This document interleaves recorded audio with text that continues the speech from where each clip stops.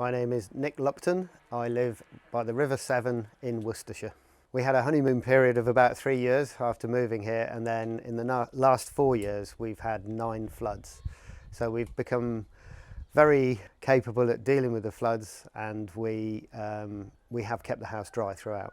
When we bought the house, there were installed pumps below floor level, which were keeping the groundwater that's coming up underneath the house. They keep that away from the house and out of the house.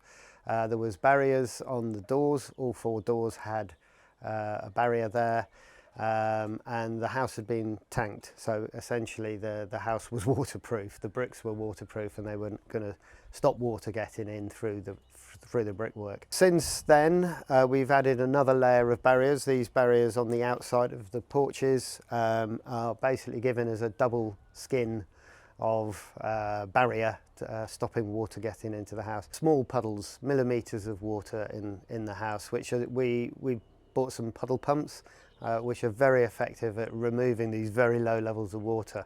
So we pump the water out of a window, essentially. Having had 9 floods in the last 4 years, we've decided it's the sensible thing to build a wall, a flood retaining wall, water retaining wall around the house to keep the water away from the structure of the house.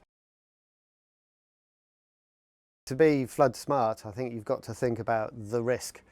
Try and think of all eventualities, and not necessarily the most expensive mitigation is required.